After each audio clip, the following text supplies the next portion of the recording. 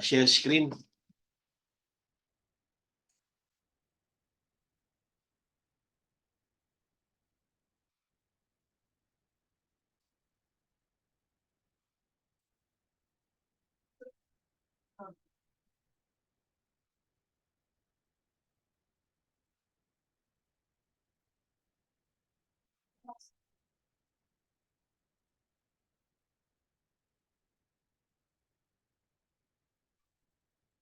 Okay.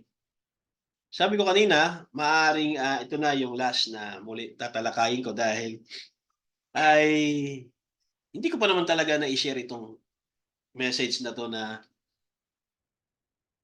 isa sa mga 50th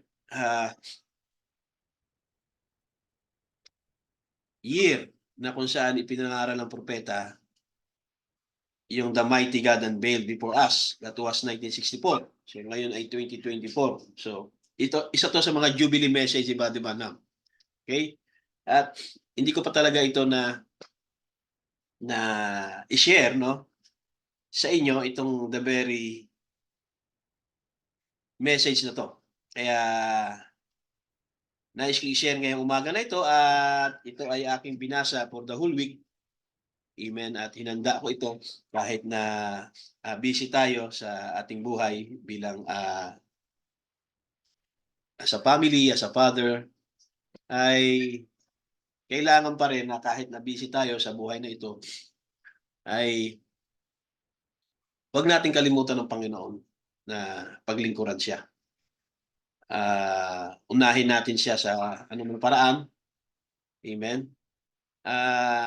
Of course, yung mga reason natin, kahit gaano pa katimbang kapag kabigat yung reason natin, ganito, ano man yung mga reason natin ay hindi yan uubra sa harap ng Panginoon. We accept reasons, pero ang Diyos hindi siya tumatanggap ng reason dahil ang batas niya ay unahin natin ang Panginoon. Amen. Lalo sa araw ng linggo. Okay? Kaya nga, sa message na to, dito natin mauunawaan ang paghahayag ng Diyos. At dito rin natin mauunawaan yung God in skin. Okay? Yung word na God in skin ay napakagandang pakinggan. Napakasarap pakinggan na ang Diyos ay nag-skin sa'yo. But kung iisipin natin yung spiritual life, parang nakakahiyang i-claim. Di ba? Gusto niyo bang i-claim yan? God in skin? Diba? Ang Diyos ay nasa akin, ang Diyos ay nag-dwell sa akin, kaya God in skin. Napakagandang gahiran pero para sa akin ay nakakahiya na ito ay ipagmalaki. Kung marami tayong dahilan sa buhay para hindi natin unahin siya. Amen? So, siguro ito na yung huling pag-share ko sa inyo about God and Explain. Amen? At sana mas lalo niyong maunawaan sa araw na ito sa pamamagitan ng mensahe na The Mighty God Unveiled Before Us. Dahil nga, I believe, darating ang time, hindi man ngayon, kung mahaba pang panahon, darating ang time, may mga kaibigan kayo, o may mga strangers, o kakilala kayo, natatanungin kayo about God. Who is God? What is God? Who is Jesus? Jesus is God, o Jesus is a man? Who is the one true God? Mamimit niyan sa araw na yan. At nakita ng Diyos yan, na kung ano yung mga isasagot nyo. Kaya naman, sa uling pagkakataon ay nais kong pakinggan nyo ng mabuti itong aking isi-share, ituturo sa inyo. Dumating man time na maghiwalay tayo, hindi natin alam, no? We don't know our future, but we trust who hold the future. Kung dumating man ang time na magkaroon ng separation, mahiwalay tayo, mapunta tayo sa ibang lugar, di ba? Mag-abroad tayo o mapunta tayo sa ibang simbahan. Amen? Hindi natin alam. We don't know. ay manatili nawa ang katuruan ito about Godhead explained. Amen? So let's start. Ito yung spoken word. Kung meron kayo niyan sa bahay, meron ako niyan, nakatago lang.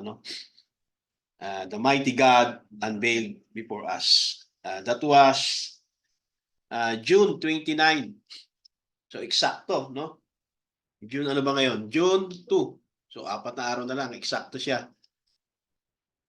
Tama, June 29. Okay. So 50 years. Okay?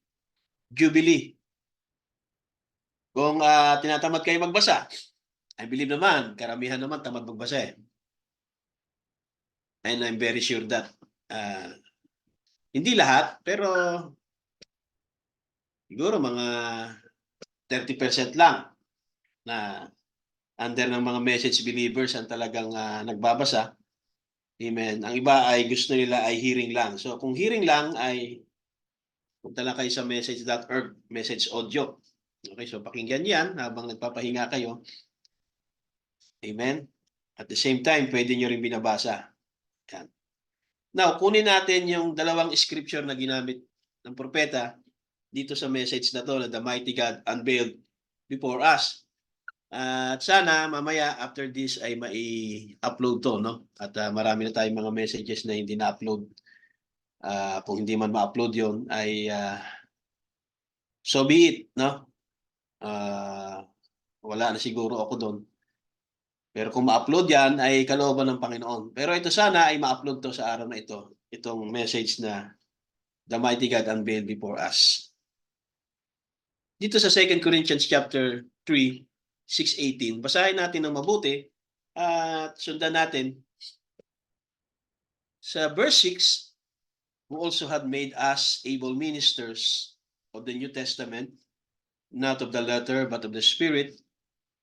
For the letter killeth, but the Spirit giveth life. But if the ministration of death, written and graven in stones, was glorious, so that the children of Israel could not steadfastly behold the face of Moses for the glory of his countenance, which glory was to be done away. How shall not the ministration of the Spirit be rather glorious? For if the ministration of condemnation be glory, much more that the ministration of righteousness exceed in glory. For even that which we made glorious and had no glory in this respect, by reason of the glory that excelleth. For if that which is done away was glorious, much more that which remaineth is glorious. Seeing then that we have such hope, we use great plainness of speech, and not as Moses, which put a veil over his face. Si Moses kasi ay naglagay ng veil over his face. Dahil kung hindi niya lalagyan yan, ay mamamatay ang mga children of Israel. Kasi yung glory ng Diyos ay nagdwell kay Moses. That the children of Israel could not steadfastly look to the end of which is abolished. But their minds were blinded, for until this day remaineth the same veil taken away in the reading of the Old Testament, which veil is done away in Christ. Take note yung word na veil. Kaya ito yung kinuha ni Brother Branham na scripture. But their minds were blinded, for until this day remaineth the same veil, and taken away. Hanggang ngayon, inanatili daw yung veil. Sa Tagalog ay talokbong. Okay? Sa pagbabasa ng Lumang Testament, which veil is done away in Christ. But even unto this day, hanggang sa ngayon, when Moses is read, the veil is upon their hearts. Nevertheless, when it shall turn to the Lord, the veil shall be taken away. Now, the Lord is the Spirit. The Lord is that Spirit, and where the Spirit of the Lord is, there is liberty. But we all, with open face, beholding us in a glass, the glory of the Lord, are changed into the same image from glory to glory, even as by the Spirit of the Lord.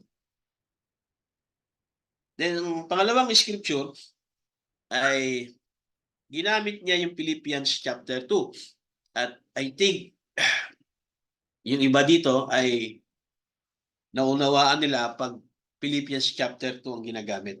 Okay? If there be therefore any consolation in Christ, if any comfort of love, if any fellowship of the Spirit, if any bowels and mercies, fulfill ye my joy, that ye be like-minded, having the same love, being of one accord, of one mind. Let nothing be done through strife or vainglory, but in lowliness of mind, let each esteem other better than themselves. Look not every man on his own things, but every man also on the things of the others. Let this mind be in you, which was also in Christ Jesus, who, being in the form of God, though it not robbery to be equal God, but made himself of no reputation, and took upon him the form of a servant, and was made in the likeness of men. And being found in passion as a man, he humbled himself and became obedient unto death, even the death of the cross. Let's pray.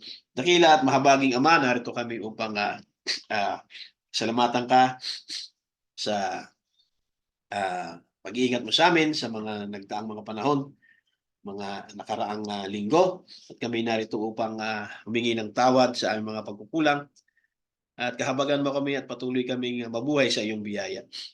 Nawa ang aming mga kamalian na nagagawa, na patuloy naming nagagawa ito, hindi dahil sa ignorance, kundi dahil sa aming free moral agent, na ginagawa namin ito dahil yun ang desire ng aming puso, yung desire ng aming flesh.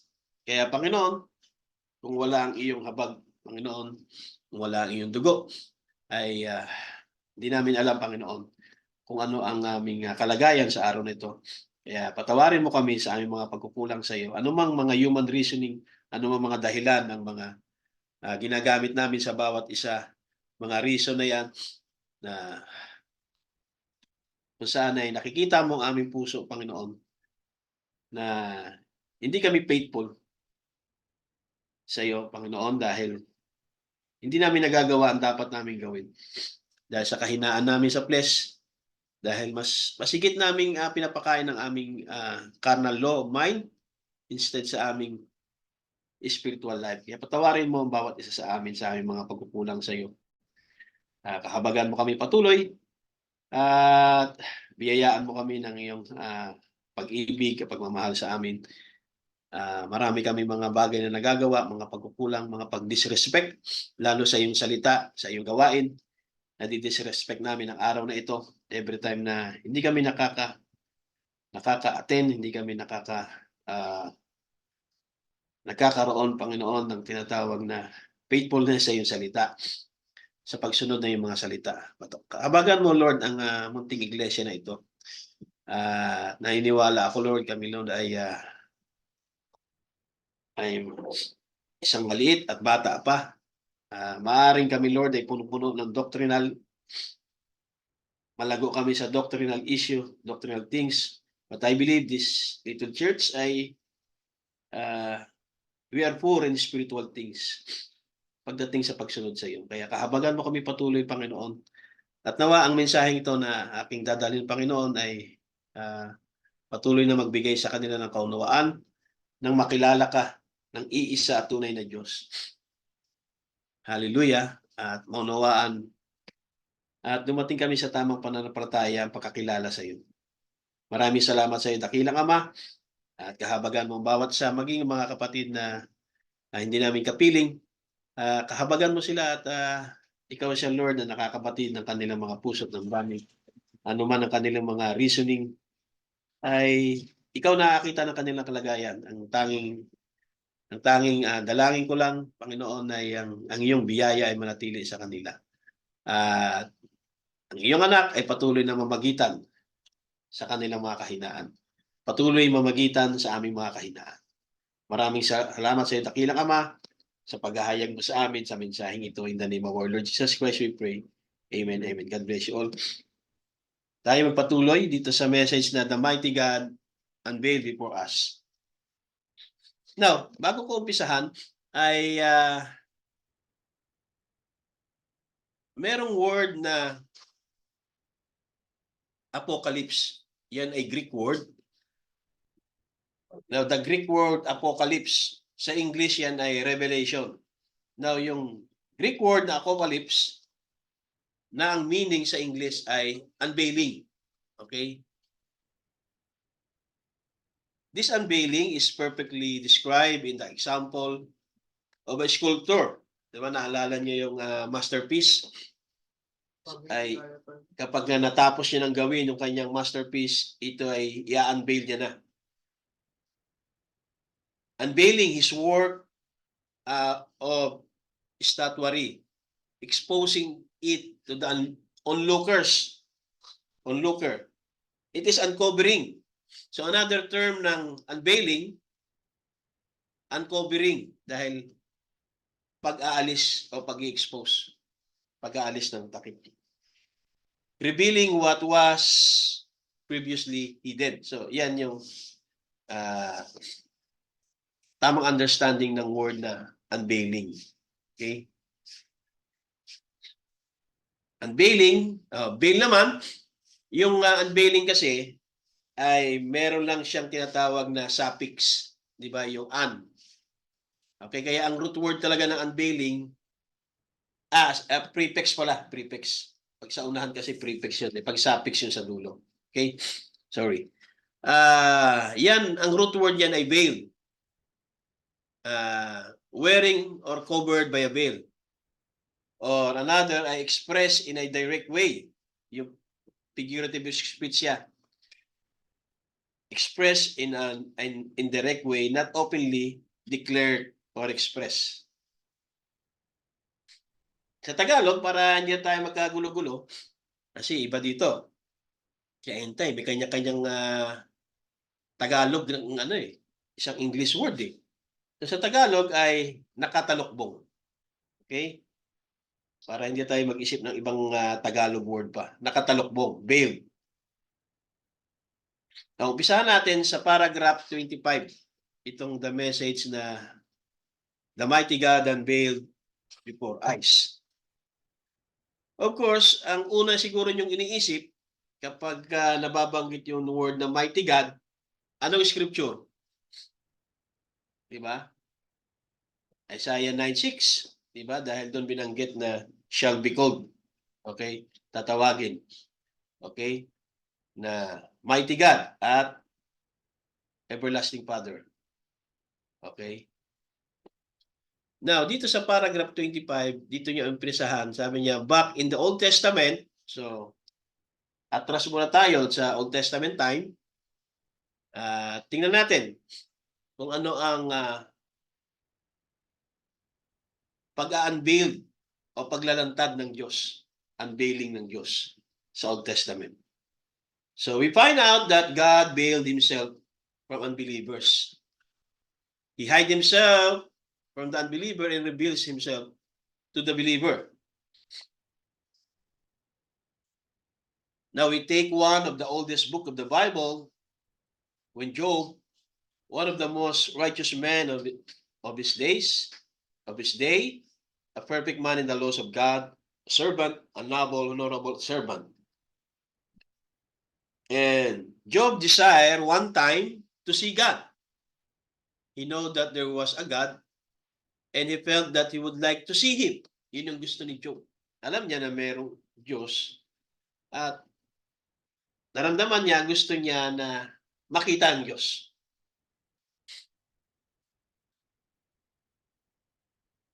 Job, sa kanya, ang Diyos ay real to him. He wanted to find out if he couldn't go, knock at his door and have an interview with him. Parang ang gusto niya mangyari ni Job.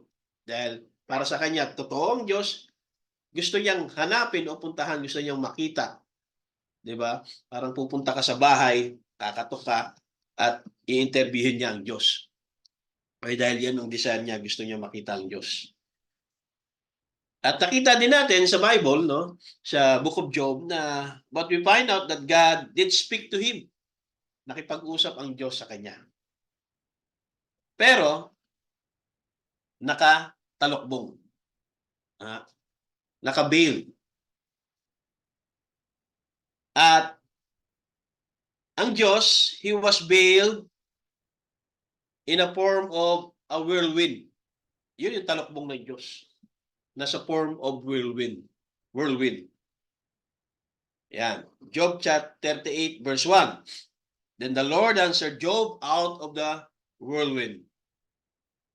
And he told Job to gird up his loins. He was going to speak to him like a man. And he came down in a whirlwind and spoke to Job. And he was made known to Job through the whirlwind. Yet, he did not exactly see him. Hindi na talagang eksakto nakita ang Diyos. Kasi nga ang Diyos ay nasa talokbong ng whirlwind. Was veiled in a form of a whirlwind. Kaya, he did not exactly see God. At of course, sabi ng Bible, walang pwede makakita sa Diyos. Because God is Spirit. Kaya ang Diyos, kailangan niyang gumamit ng veil. At isa sa form na ginamit niya ay ang whirlwind sa time ni Job. And the voice came out of the whirlwind, but God was veiled in the whirlwind. Yan. As you can see the picture. Yan yung Diyos. In the form of a whirlwind. Sa Greek, enmorphe. Okay? Yan ang enmorphe ng Diyos sa panahon ni Job. Okay? In a form of whirlwind. Naka-veiled, nakatalokbong ang Diyos sa whirlwind. Yan.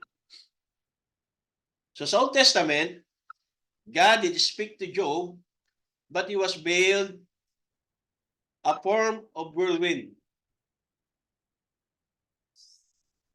Then, sa time naman ni Moses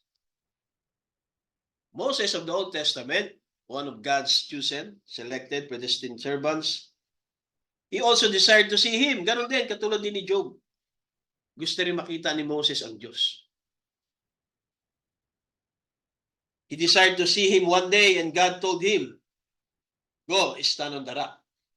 So binigyan siya ng instruction ng Diyos, sige, pumunta ka doon sa rock. Tumayo ka doon. And while standing on the rock, habang si Moses ay nakatayo sa rock, Moses seen him, nakita niya ang Diyos, past him. Ano nakita ni Moses? He saw the back of him. And sabi ni Moses, it looked like a man's back. Yet, he did not see God. He did not see God. He only seen the veil of God. Okay, yan yung Exodus 33:18 hanggang 23. Thou canst not see my face, sabi ng Panginoon. For there shall no man see me and live. And the Lord said, behold, there is a place by me, and thou shalt stand upon a rock, sabi sa kay Moses, and it shall come to pass, while my glory passeth by, that I will put thee in a cliff of the rock. And I will cover thee with my hand while I pass by. Kailangan pang i-cover ng Diyos. And I will take away my hand. Aalisin ng Diyos ang kanyang kamay, and thou shalt see my back parts. So ang nakita ni Moses ay yung back parts of God. But my face shall not be seen. Dahil sabi niya, for there shall no man see me and live. Yan yung picture. Yan. Para magkaroon lang tayo ng visualization. Hindi kasi pwedeng makita niya yung mukha ng Diyos eh. Mamamatay. Kaya nung dumaan ang Diyos, ang nakita niya is on the back of him. At sabi ni Moses, it looked like a man's back. Yet, he did not see God. He only seen the veil of God. Yun. So, sa Old Testament, meron dalawang karakter na, si Job at si Moses. Kay Job, nagpakita ang Diyos, veiled a form of whirlwind. Kay Moses naman, a man's back. Kaya sabi ng Bible, no man seen God at any time, but the only begotten of the Father has declared him. So Moses saw him, veiled as a man. We find that Jehovah of the Old Testament was Jesus of the New Testament. Dito ngayon, ang malaking problema dito ng mga end-time churches na ang unawa nila dito, si Jehovah ay si Jesus. Si Jehovah mismo ay si Jesus dito sa New Testament. Okay? Pero tingnan natin kung ano talaga yung ibig sabihin ng propeta niya. We find that Jehovah of the Old Testament was Jesus of the New Testament. Yan. Si Jehovah ba ay siya rin si Jesus? Yan ang unawa ng end time. Yan ang unawa ng mga Ones. Amen. Si Jehovah ay si Jesus dahil sa statement na ito ng propeta. Okay. Pag yan lang ang kukunin mo at word for word mong itatranslate, tama ang mga Ones. End time. Pero hindi ganon, mga kapatid. Sabi niya, Dr. Scofield, here we find that his word changing from form. So, kinuha niya yung word na form. At nakita niya, we find the word enmorphe in Greek. So, sa Greek, yung English word na form ay enmorphe. Nang ibig sabihin, yung unseen, God is unseen. Invincible. Diba? God is spirit. Wala nakakita sa Diyos. Was made visible. Yung palang ibig sabihin, mga kapatid, ng form na sa Greek word ay enmorphe. Something that cannot seen. Pero alam natin, nandyan. Cannot be seen, but yet, we know that it's there. Ganon din ang unawa ni Job. Diba? Alam niya na mayroong Diyos, it's real to him, kaya gusto niya makausap. Pero hindi niya nakikita. Okay? And when he changed his form, enmorphe, of the enmorphe, which means that change from supernatural to natural. So, nakita ngayon ni Job, nakita ni Moses, mga kapatid, ang Diyos ay nasa enmorphe. Okay? Nakita ni Job, whirlwind, nakita ni Moses yung back part of a man. Okay? Kaya sabi niya, and he just changed his mask. So, tinawag niya na maskara. Yung enmorphe ay maskara ng Diyos. At ang Diyos ay katulad daw sa isang Greek. Amen? In the Greek, when they would change their mask, maybe one player might have acted in several different parts. Meron daw isang batang lalaki, play about 4 parts. Merong 4 na karakter na ginagampanan yung isang batang lalaki. But he would go behind the stage and change his mask. Agawin niya, di ba? Pupunta siya behind the stage at magpapalit siya ng maskara. Tapos, babalik siya in order to come out to impersonate another character. So, doon itinitipo ni Brother Branham na God changed his mask. So, sa Old Testament, God did speak to Job. Enmorphe, tawag yan sa Greek. Kay Moses naman, he seen the veil of God, a man's bark, enmorphe din yan. Now, if you will take the Old Testament, prophecies concerning what the Messiah was to be, you can compare it with the life of Jesus and you get exactly who Jesus was. Kung ikukumpara daw natin, mga kapatid, kukunin natin yung Old Testament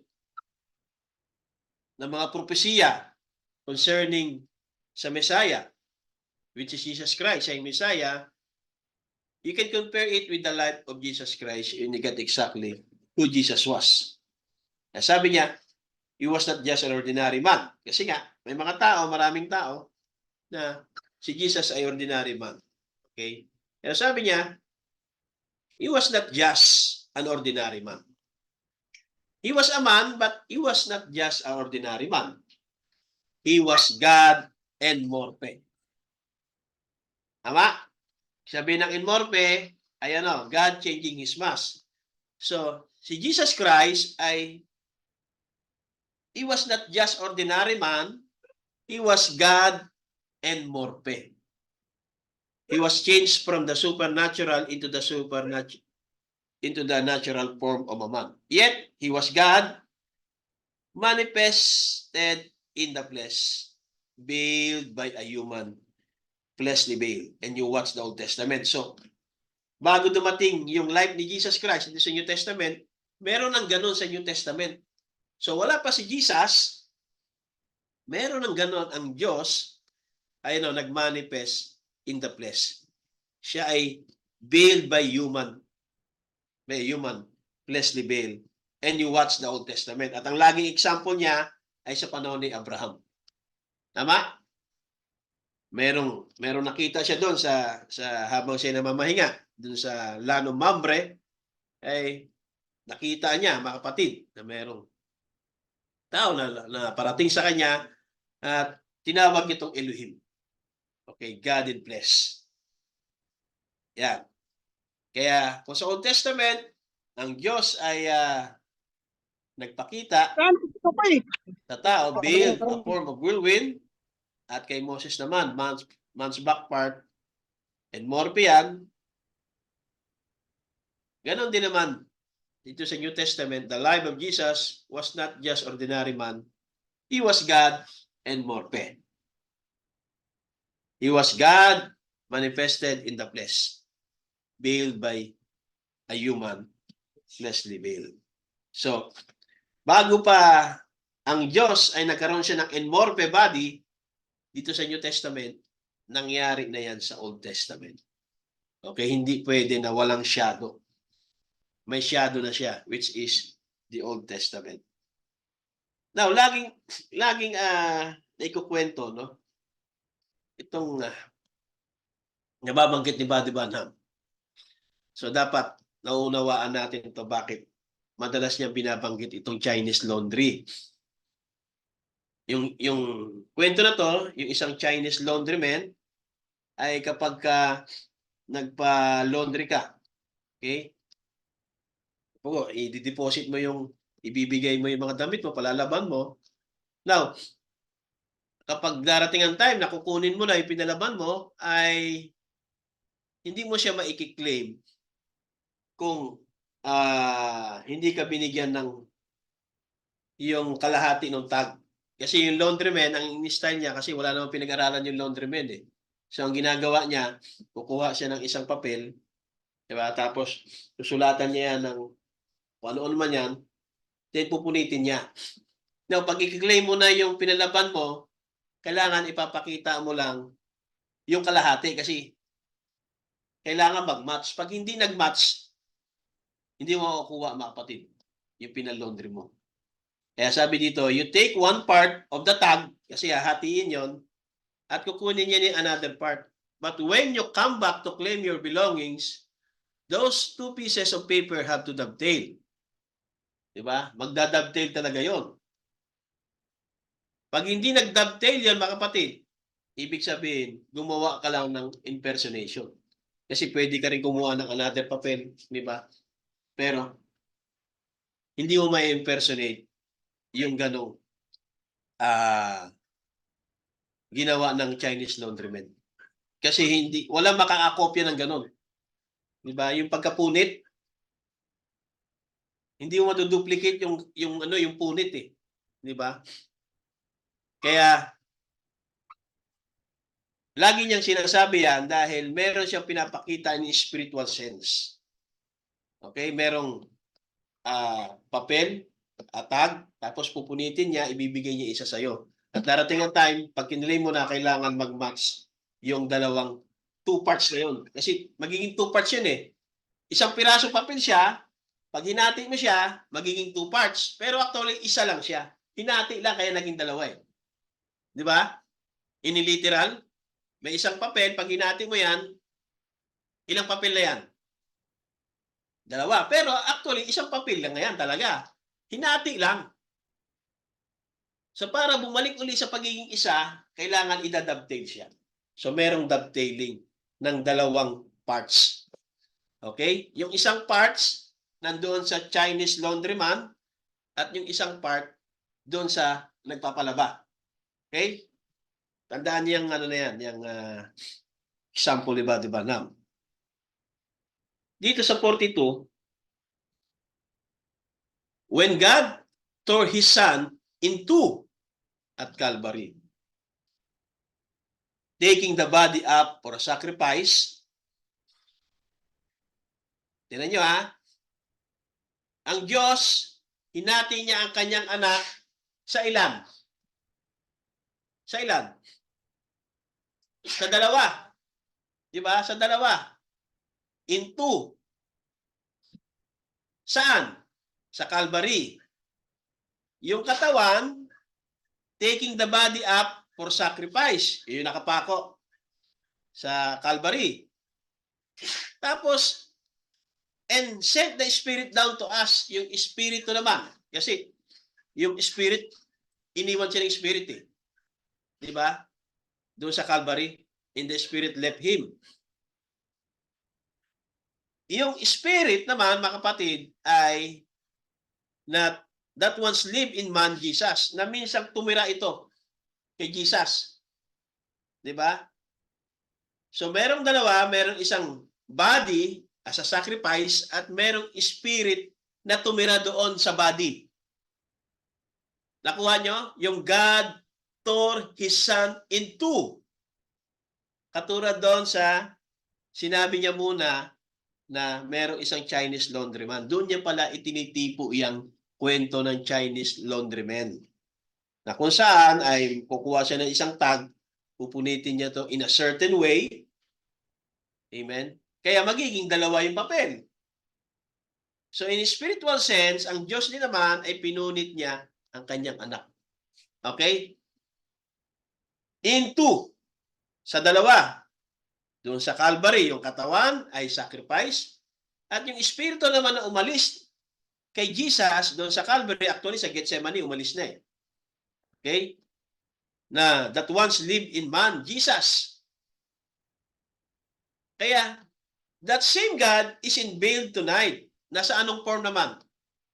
Nasa form of the Holy Ghost. And more pe. Kaya yung Diyos, mga kapatid, na nagpakita kay Job sa whirlwind, in the form of whirlwind, si Elohim naman, na tinawag na Elohim ni Abraham, na pinakain niya in the form of a man, na tinawag niya Elohim, at nung siya ay galing sa slaughter of the kings, ay tinawag niyang si Melchizedek, na nagbigay siya ng tithes, in the form of a man din. Ganon din sa New Testament, in a form of a man called Jesus Christ. Now, nung si Jesus Christ, mga kapatid, ay namatay, nag-resurrect at umakyat sa langit, mga kapatid, the same God in His veil tonight, nag-veil uli siya. Hindi na sa form of a man. Okay? In the form of the Holy Ghost na. Kaya those two pieces has to come together. Di ba? That you are part of the contract. God did this to be better known to a man when He made Himself a man. God and man became one. Yun yung two. That those two pieces has come together. The two become united. It's God unveiling Himself. Paano niya ina-unveil yung sarili niya? Paano niya i-unveil yung sarili niya? Bringing Himself down. Ang tawag diyan ay condescending, coming down. Another term, mga kapatid, sa bringing Himself down ay condescending.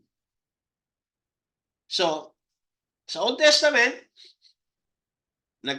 nag-unveil ng Diyos sa kanyang sarili, bring Himself coming down or condescending.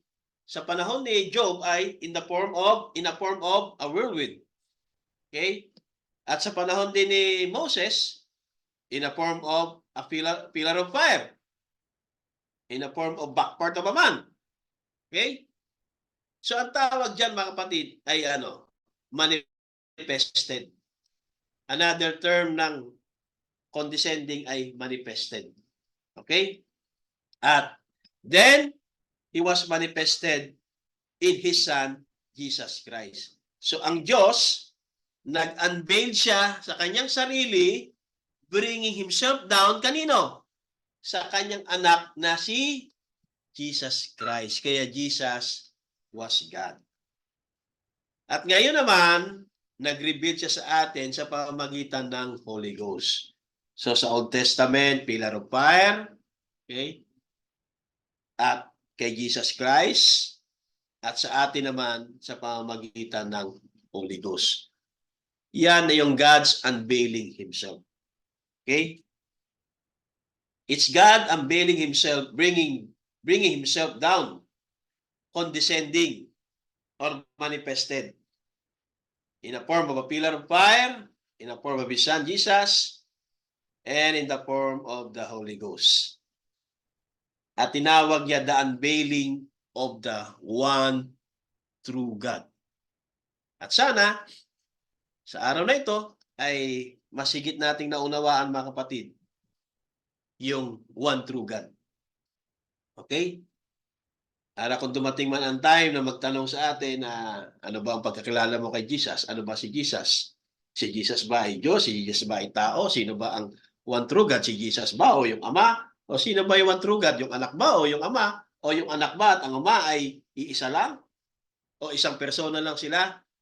Sana sa araw na ito na-unveil sa atin yung the one true God.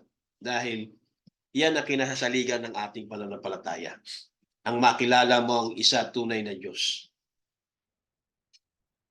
So yung one true God ay nag-condescending siya, nag-manifest siya sa anong mga form? In the form of a pillar of fire, in the form of His Son Jesus Christ, in the form of Holy Ghost. Now, isisingit ko lang itong question and answer on Genesis para masigit nating maunawaan ang Diyos, who is God. But in there is a great supernatural being, Jehovah God, who covered all space of all places at all times. He was from everlasting. He is the beginning of the creation of God. That's God. Okay? Yung kalagayan na yan ay ano? Can see nothing, can hear nothing, not a move of atom in the air, not nothing, no air, no nothing, but yet God was there. That was God. No man has seen. That's God the Father. So wala pang creation, wala pang John 1:1, at wala pang Genesis 1:1. Wala pang beginning. Okay? Wala pang beginning, mga kapatid, ng paglikha ng Diyos. Okay? Pero, siya ang beginning. He is the beginning of creation. Okay? Pero, wala pang beginning ng creation. Tama? Wala pang John 1:1 eh. Yung John 1:1, in the beginning, ano? Ano yung John 1:1? In the beginning was the Word. Wala pa. In the beginning, God created the heaven and earth. Wala pa rin yun. Okay? Pero, yung great supernatural being, Jehovah God, who covered all space of all places at all times, ay siya yung, He is the beginning of creation. Pero wala pa siya kinikreate. Okay? Kaya nga, siya yung creator. Siya yung beginning of creation. At sino daw yan? That's God, the Father. Sa Christ is the mystery of God revealed. He could not do it as a great Jehovah God. Kasi gusto niyang i-reveal ang kanyang sarili. Okay, kaso hindi niya ito magagawa as a great Jehovah God. Kasi nga, He covered all space all time. Eh. Paano niyo pa iahayag? Paano niya maihahayag kaya kay sarili? Na kung saan, siya ay great Jehovah God who covered all space, time, and eternity. So, hindi niya na magagawa yon. He could not. Kasi He is too great to ever be revealed to the people. Because it would be too mysterious. So anong ginawa ng Diyos? How could that great being that never did begin, that after you went beyond the cycle of hundreds of billions and trillions of years of light space and on out into the infinite, into the eternity in great creature that was all that and still is. Diba? Paano niya gagawin yun? Diba? So, hindi niya magagawa kung sa ganong kalagayan. So, anong ginawa ng Diyos? Heaven and earth kissed each other, man and God became one. How can a man there that he might dwell in a man and fellowship? Yun ang ginawa ng Diyos. Ang Diyos ay ano? How can a man? Kasi God is spirit eh. Kaya may mga religion hindi naniniwala na ang Diyos ay tao. Dahil sabi din sa Bible, ang Diyos ay hindi tao, ang Diyos ay espiritu. So, hindi niya talaga maire-reveal ang sarili niya as God, as Jehovah God who covered all space. So, kailangan niya, mga kapatid, ang ginawa niya, ay nag-dwell siya in a man. Yun ang ibig sabihin ng tinatawag na condescending or manifested or unveiling. Nag-dwell siya sa man para magkaroon siya ng fellowship with the man. Kaya, it's nothing but God condescending. Yun daw ang ginawa ng Diyos. Diba? Sa kalagayan na ganyan, na Jehovah God who covered those space type there, hindi niya magagawa. So, ang kailangan niya mag-condescending siya. Trying to get to His man. Sino yung His man niya? Sino yan? Sige, yung mga nagbabasa ng message, yung mga message believer, tanongin niyo yung mga message believer. It's nothing but God condescending, trying to get to His man. Sino yun? Trying to get to His man. Sino yun? Sige. Puntahan niyo yung Moses. paradox mamaya pagkatapos nito. Job. 1964, February Abraham. 6. Okay? Trying to get to His man. Okay? Walang iba, kundi ang Diyos daw ay nag-condescending. How can a man? Dahil ang gusto ng Diyos, i-reveal niya ang kanyang sarili, kaso hindi pwede as Jehovah God who covered all time, all place, at all places, at all times. Hindi niya magagawa yon. He is too big and so mysterious. So how can a man? Para magkaroon siya ng fellowship ng tao. It's nothing but God condescending. Yan yung unveiling Himself, trying to get to His man. Sino yan? May idea kayo dyan?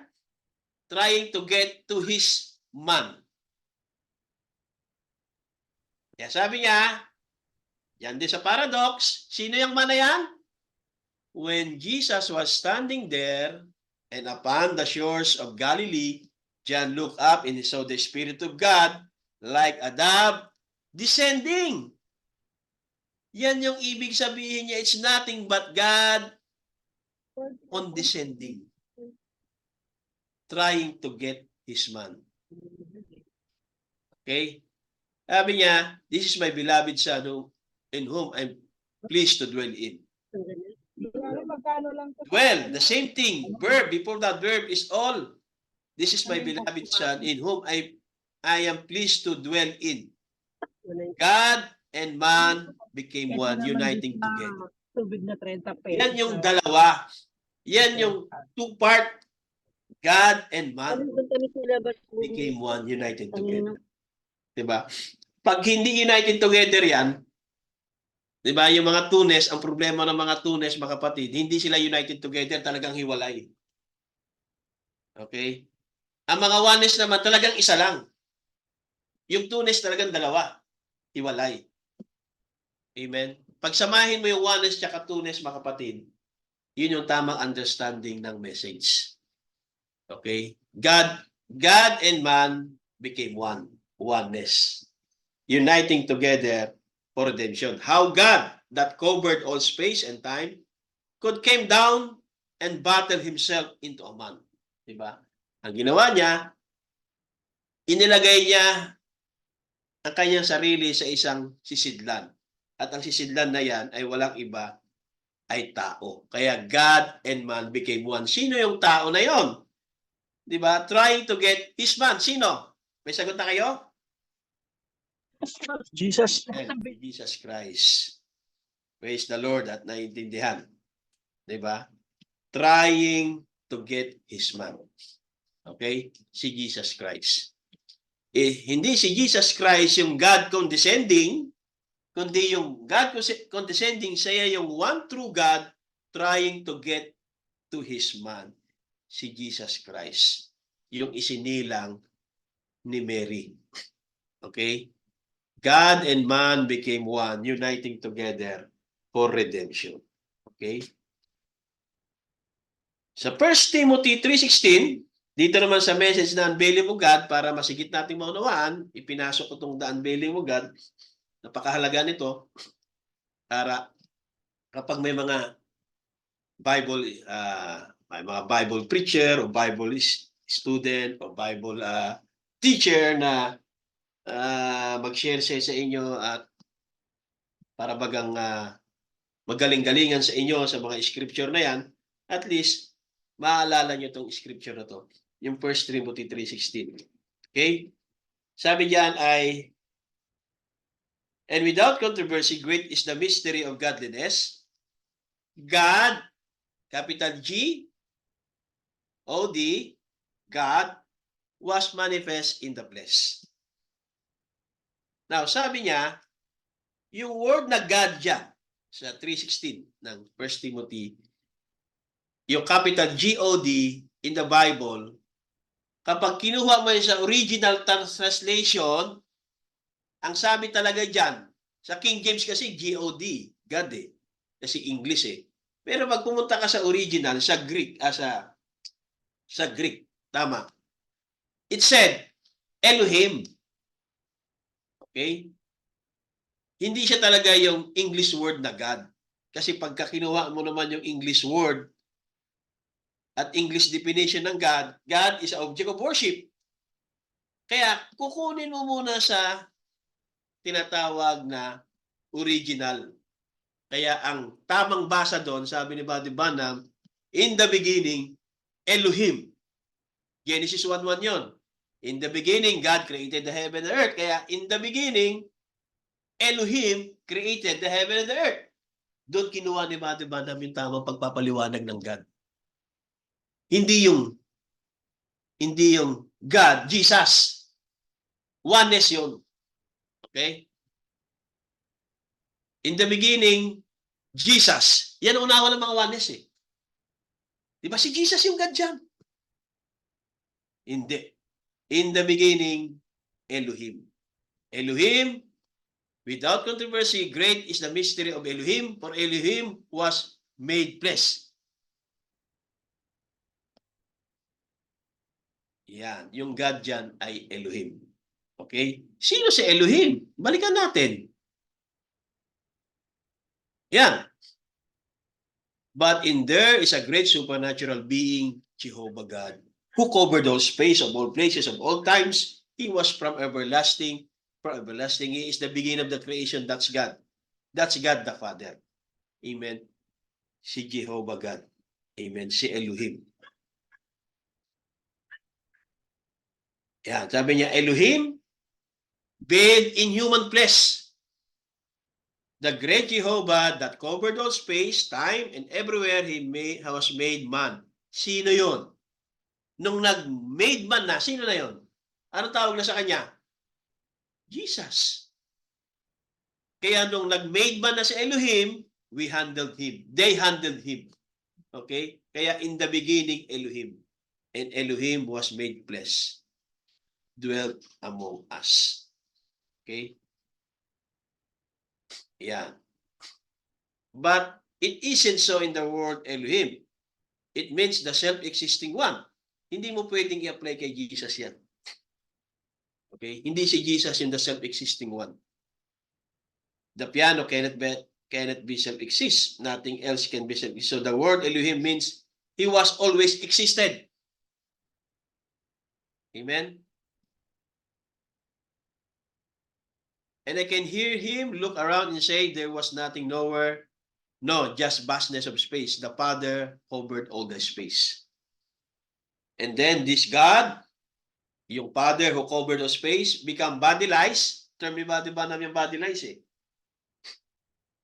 Di ba? Another term yan ay tinatawag na manifested or condescending. Amen. Ano, nag-bodylize siya down to the Logos, John 1:1. Kaya naman, I can hear him say, let there be light. So, meron pa rin uniting together ng Father and Son. Kasi yung Father na kung saan ay covered all space, nag-bodylize naman siya down to His Son, the Logos. Kaya, sinabi din sa Genesis chapter 1, ay ano, let there be light. Ang Diyos pa rin ang siyang nagsalita in the form of His Son, which is the Logos. Okay? Then we find after His death, burial, and resurrection, He came on the day of the Pentecost as Son of God. God, the Spirit, in the form Holy Ghost. What was He doing? He was changing Himself, making Himself known to His people in a different form and morphe.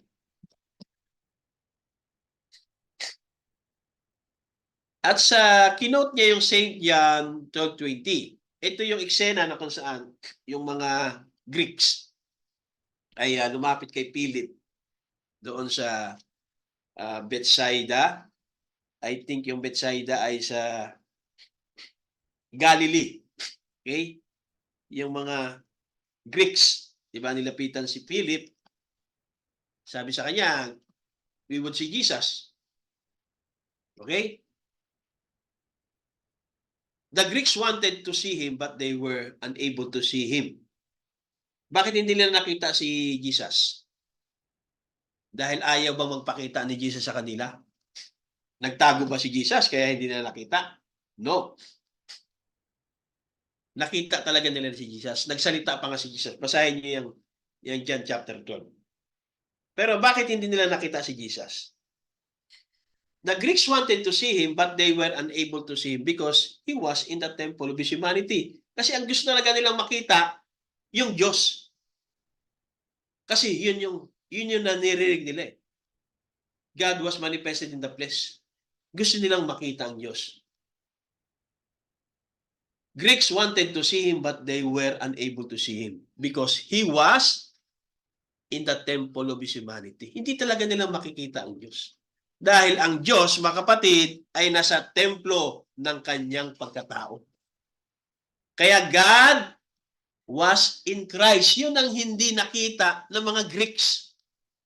God was in Christ. Ganon din sa panahon natin. Kahit pa end time, di ba, oneness, hindi na nakita yung God was in Christ. Ang Diyos ay nasa kanyang temple of His humanity. Because God is Spirit. Amen? So, kailangan niyang mag-unveil. Amen? I-unveil niya, pero mag-veil siya.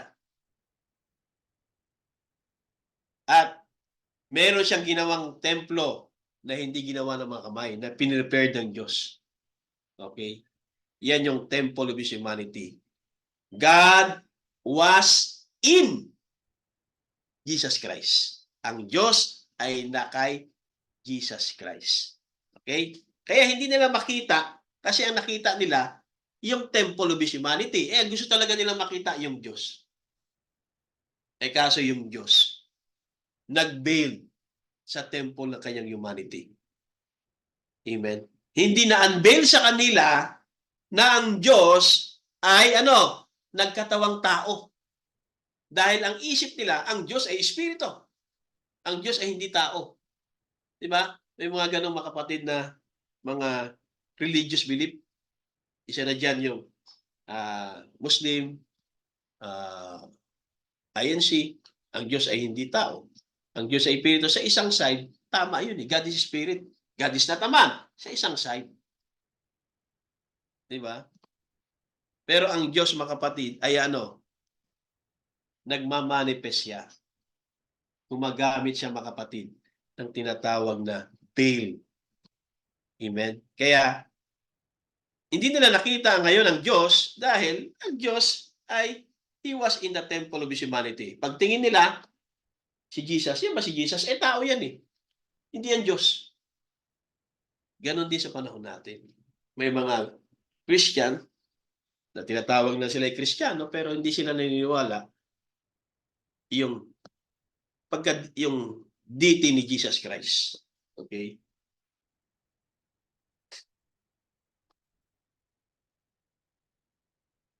Yan yung English word. Diba? Yung English word. Kapag kinuha mo yung word na God, okay? Ang ibig sabihin ay object of worship. So, how confusing it is, the mind. Kaya nga, tinuturuan tayo ni Brother Branham, kapag babasa tayo, mga kapatid, para maunawaan natin, kasi confusing yung English word eh. God. Diba? Dadalhin niya tayo, mga kapatid, sa Greek. Elohim pala. Elohim. In the beginning, Elohim. Without controversy, Elohim was manifested in the flesh. Okay? But in the Old Testament, in Genesis 1, in the beginning, God. The word is used Elohim. Sa Greek word, ang ginamit ay Elohim. Pero sa English ay God. Pero ang God sa English ay object of worship. Pero ang Elohim, mga kapatid, ang ibig sabihin naman ay the self-existing. Kaya sabi dito, how confusing it is. Okay? So, hindi na tayo makukonfuse ngayon.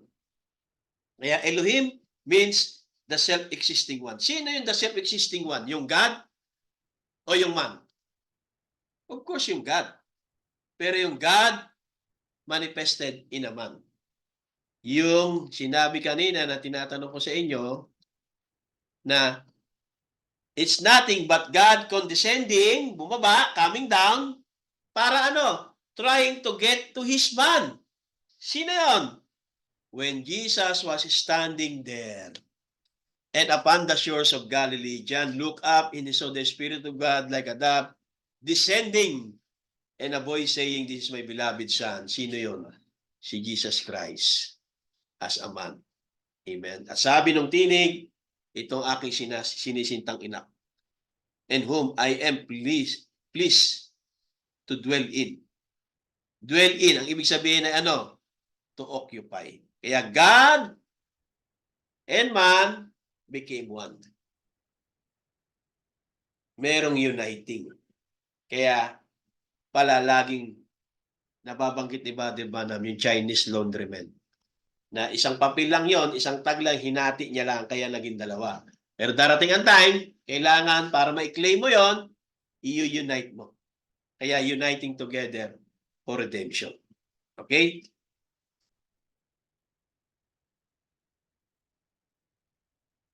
Now, doon naman sa Old Testament pa rin, sa tabernacle in the wilderness, sa panahon ni Moses yan, yung tabernacle doon, mga kapatid, ang ginagamit nila doon ay hindi sila gumagamit ng kahoy, hindi sila gumagamit ng semento, di ba? Sa paggawa ng tabernacle, ang ginagamit nila, mga kapatid, yung old badger skins. Ito yung mga leather to, mga balat, di ba? Galing sa balat ng hayop. Okay? And sabi niya, back in the days of the Old Testament, we find that after he had appeared to his people in different forms, di ba, kay Moses ay pillar of fire, back part of a man, kay Job ay whirlwind, di ba, in different forms. Doon naman sa tabernacle wilderness ay nag-build naman siya, ibig sabihin nag-build, nagtalok po siya o nagtago siya behind the old badger skins. Kumbaga, ito yung mga ginawang kortina. Okay? Mga balat. God hiding behind badger skins. At behind badger skin, nandun kasi yung mercy seat. Yun yung mercy seat na pinagawa ng Diyos kay Moses. Okay? So behind the badger skin, kurtina siya, ginawa siyang kurtina, ay nandun yung mercy seat. At tanging mga high priest lang ang pwedeng pumasok doon, behind the old badger skins. Kaya makita natin sa panahon ni Solomon, dinedicate niya yung templo of the Lord, at yung badger skins was hanging there. Yung veil, yung kortina. Okay? And you know, in the Old Testament, to enter behind that skin was death. Kapag pumasok ka doon, behind doon sa old badger skin, doon sa kortina na yon, mamamatay ka kapag hindi ka high priest. To stay from behind it is death. Mamamatay ka. Then to enter into His glory was death. Now to stay away from His glory is death. Ganun din. Kapag lalayo ka naman sa glory ng Diyos, mamamatay ka. Pag pumasok ka naman, mamamatay ka rin. That happened, of course, at the renting of the veil at Calvary, when the veil was rent, the old veil. Okay? So, nung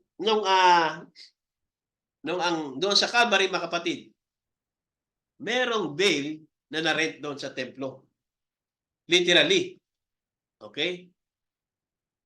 Pero yung tinatawag na old veil dito, mga kapatid, ay merong spiritual sense dito na renting of the veil at the Calvary. Yung isa, yung talagang kortina talaga na na-rent from top to bottom, 'di ba? Sa templo. Pero yung spiritual side, makikita natin na merong na-rent talaga na veil. At walang iba kundi yung kanyang anak. Na-tore siya. Okay? Sa Calvary. In a spiritual sense. Now, when the veil was rent at Calvary, the mercy seat came into a plain view.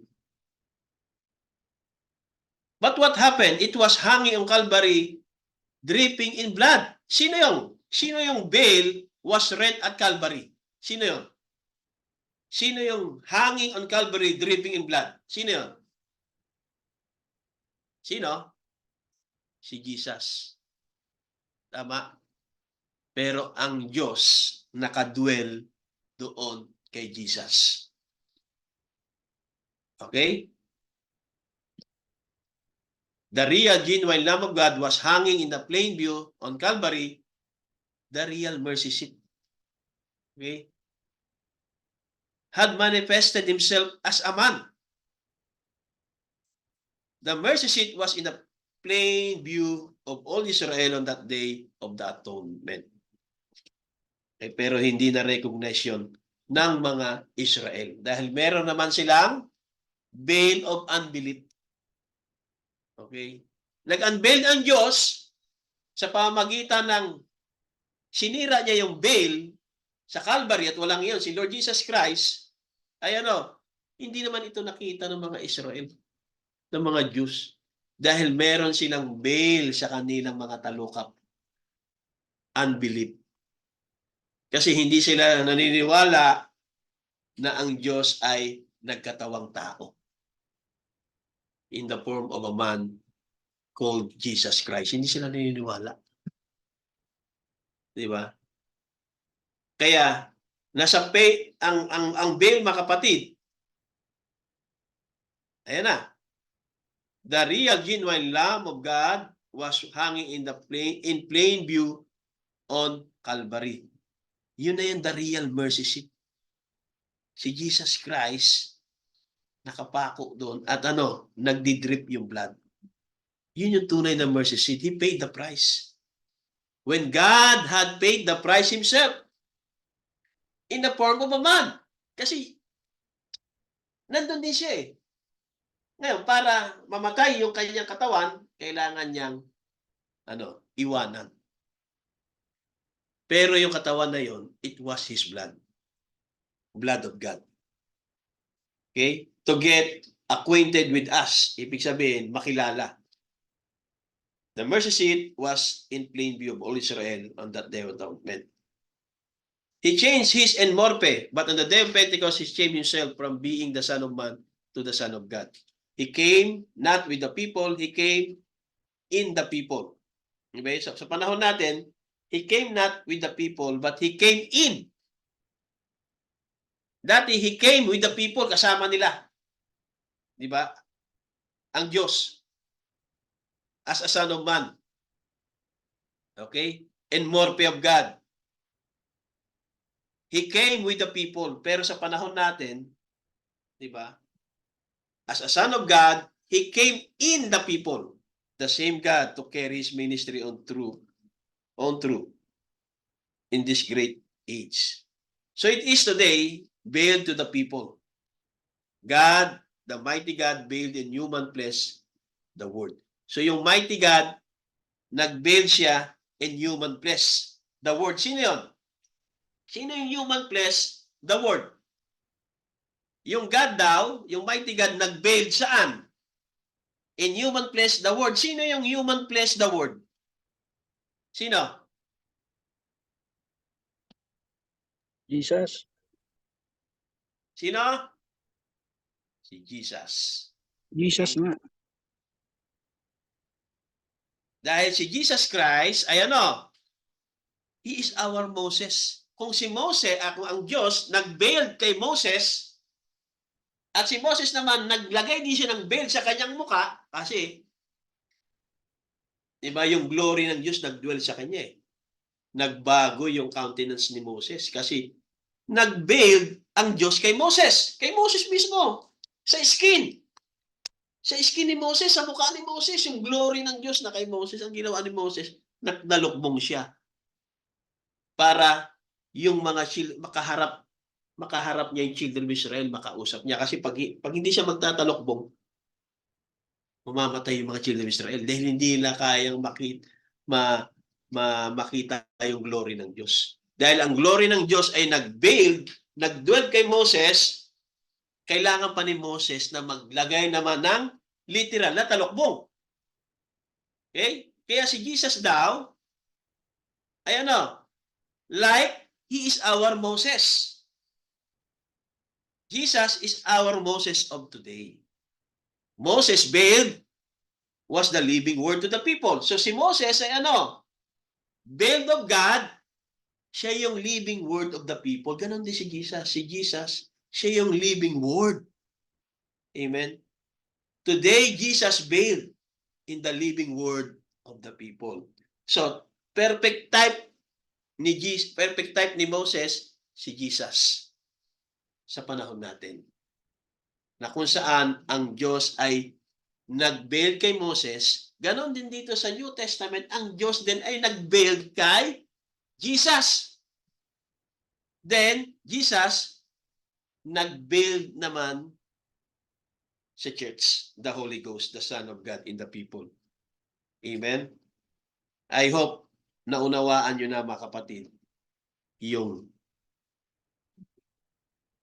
the mighty God unveiled before us. The one true God. Okay?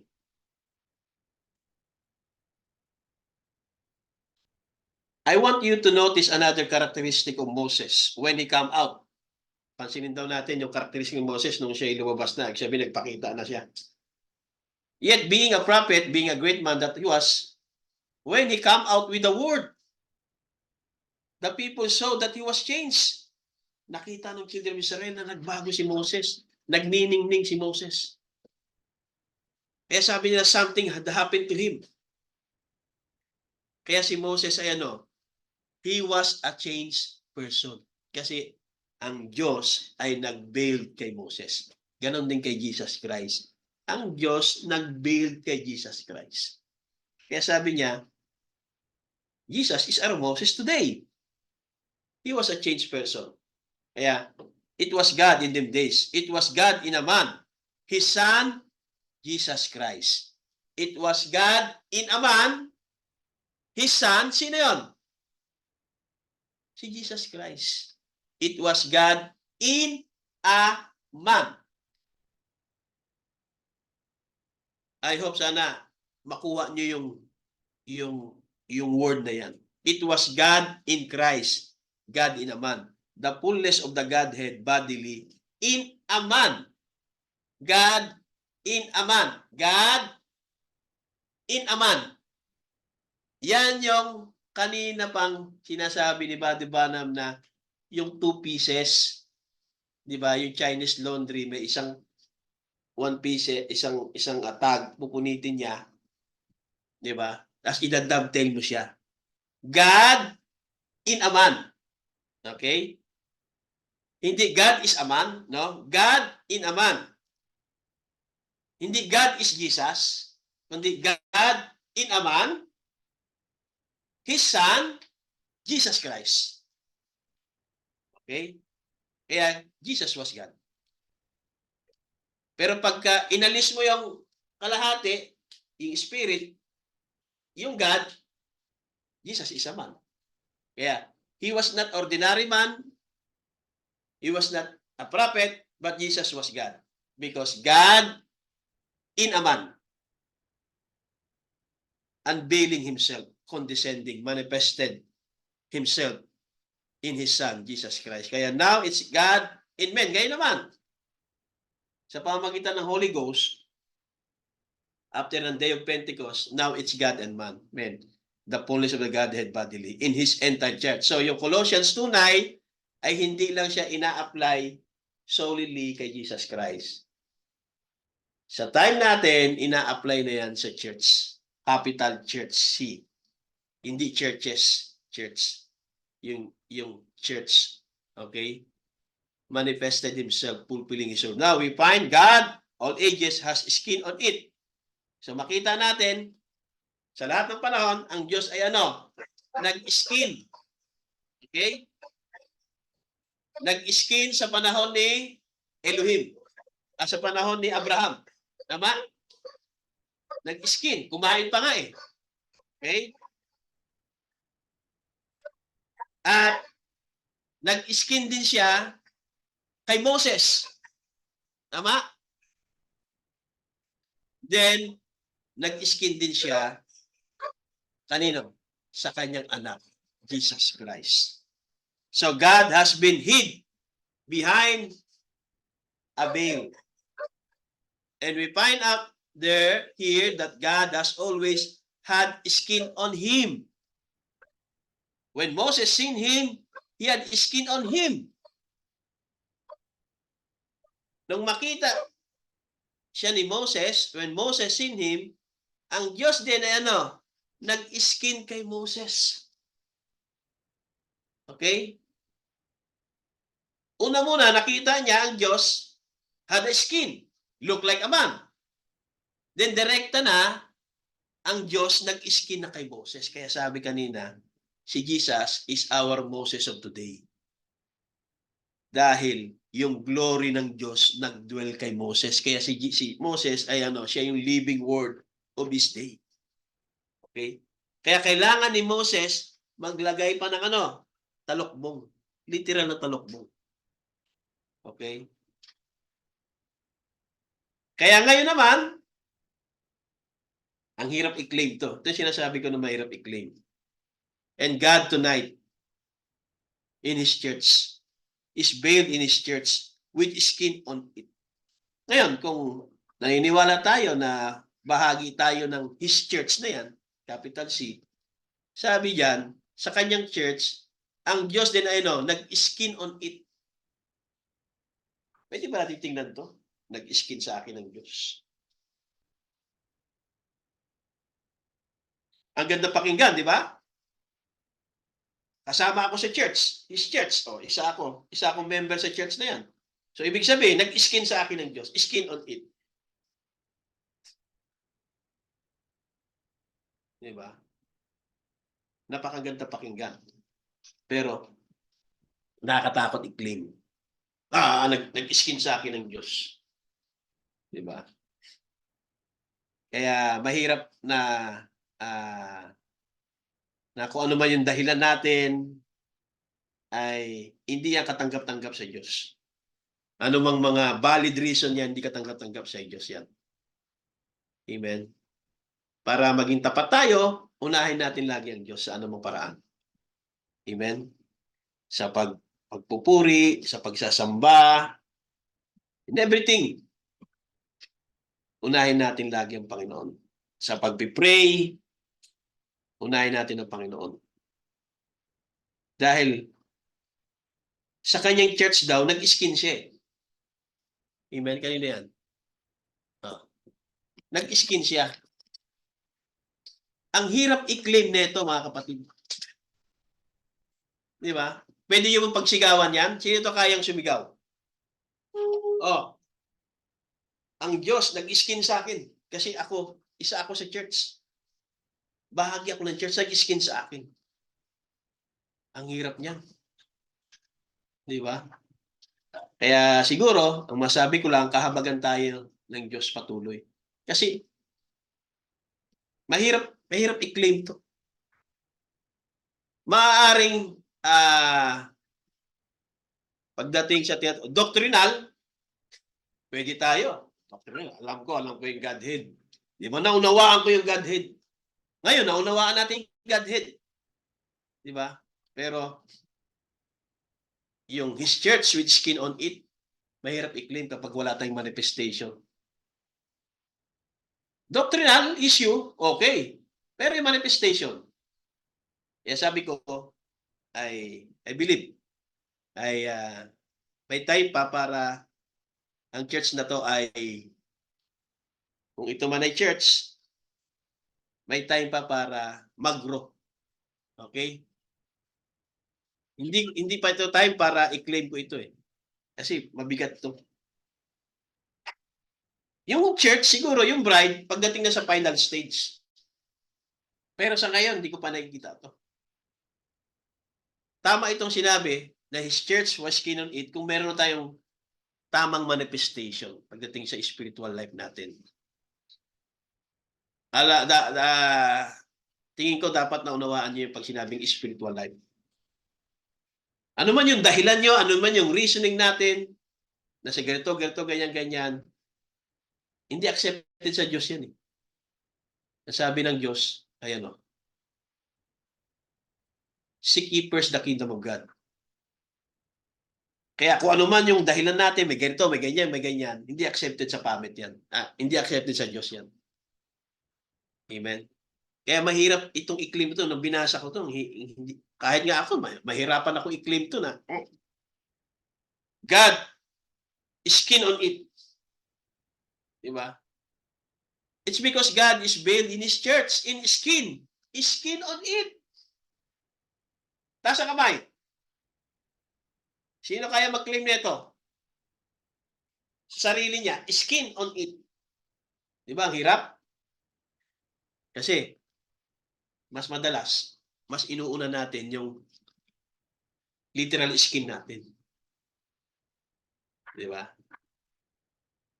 Yung mga important things, important matter sa buhay natin, mas inuuna natin yun. Diba? Lalo pag bakasyon. Magbabakasyon muna ako. Meron kaming lakad, magbabakasyon. Ano, napakagandang bakasyon.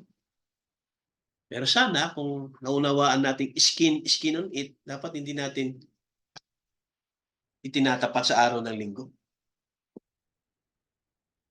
Diba? Ano man yung mga reason natin, dapat, pag sinabing skin on it, merong manifestation talaga ng skin on it. So tingin ko, wala pang manifestation ng skin on it. Okay? So, sa akin lang ay patuloy tayong kahabagan ng Panginoon sa ating mga pagkukulang, sa ating pag-disrespect sa Kanya. Amen? At maaaring ano ba tawag dito? Doctrinal ay malago tayo. Pero tingin ko kailangan pa nating magkaroon ng mas mataas na level of, hindi yung understanding doctrinally, kundi yung level of spiritual life. Amen. Para masabi talaga natin na God in skin. Skin on it. Okay? Yan, din sa panahon ni Abraham, Genesis 18, God was a man. Hindi sinabing God is a man, kundi God was a man. Ibig sabihin, ang Diyos ay nagkatawang tao in a form of a man. Okay? Gumamit siya ng skin. Stand there eating and talking with Abraham and told what Sarah was doing in the tent behind. Ganon din. Pagdating sa New Testament, God on skin. Okay? At yung skin na yon ay isinilang ng babae. Amen. In Exodus, that the old badger skins, what did it do? Ang dahilan, bakit kailangan ng old badger skins doon sa templo, tabernacle, ang purpose niya ay para maitago ang glory ng Diyos sa mga tao. Okay? Yan ang purpose bakit kailangan ng Diyos ng old badger skins. Kasi behind that old badger skin, nandun yung glory ng Diyos. Eh. Kaya kapag pumasok ka dyan, ay mamamatay ang tao. Okay? Because the glory of God was behind thy skin. And how the glory of God is behind your skin? Yan ang tanong ngayon. Lagyan mo ng question mark. And now the glory of God is behind your skin? Kung hindi naman natin kaya unahin ng Panginoon, ang hirap i-claim yan. Di ba? Sa prayer, di ba? Nakalimutan natin mag-pray. Hindi natin kaya magpatawad. Amen? Mahirap i-claim to. Yung patawarin mo lang yung nagkasala sa iyo, hindi mo mapatawad. Hindi mo kayang tumulong, kahit sa maliit na paraan, mahirap i-claim tong the glory of God behind your skin. Amen. Kaya sana dumating ang time, maklaim natin to. The glory of God is behind my skin. Amen. Nasama-sama tayo maglilingkod sa Panginoon ng walang mga human reasoning. Ay kasi kailangan ganito, kasi ganyan, kasi ganito, kasi ganyan, kasi ganito. Diba? Mahirap i-claim yan kapag puro may kasi, may ganyan, may dahilan. Diba? Kaya paniwalaan natin to, yung glory of God ay behind, in the skin. Pero huwag na natin sabihin, behind my skin. Tatawanan tayo ng mga tao. Behind my skin. Pareho lang tayo eh. Diba? Pareho lang yung ginagawa natin behind your skin. Amen. Kaya mahirap i-claim to mga kapatid. Yung glory of God behind your skin. Kung alam natin na marami tayong pagkukulang sa Panginoon. Diba? Hindi natin inuuna ang Panginoon. Mahirap i-claim to. Pero totoo ito. Yung glory of God behind your skin. Amen? I believe ito ay yung mga taong totally na born again na. Amen? Na ang mostly ang iniisip nila yung spiritual life. Kaya that once on the badger skin, but now is hiding the glory of God. God housed behind it. It was an animal, but now it's housing the glory of God. And so your skin be changed tonight. Di ba? Hindi yung body change. Itong skin, itong katawan na ito. To be made housing place for God. God dwelling in humanity.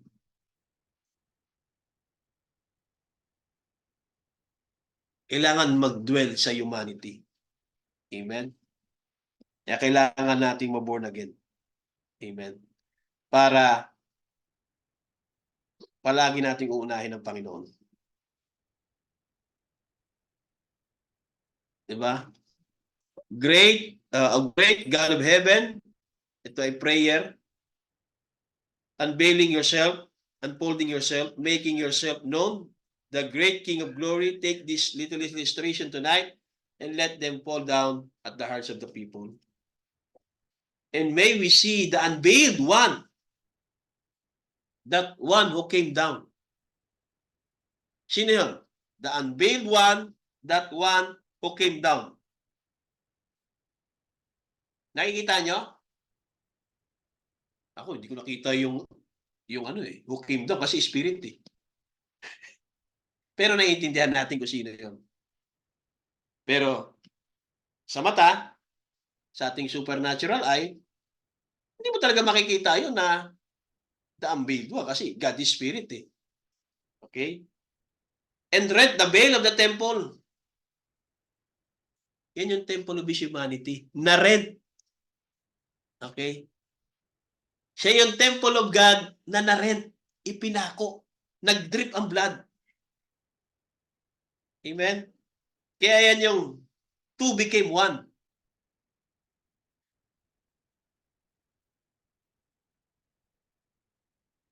The Greeks wanted to see him but they were unable to see him. Bakit hindi nila nakita? Because he was the temple of his humanity. Yeah. Ang Diyos ay nasa templo ng kanyang humanity. God was in Christ reconciling the world to Himself.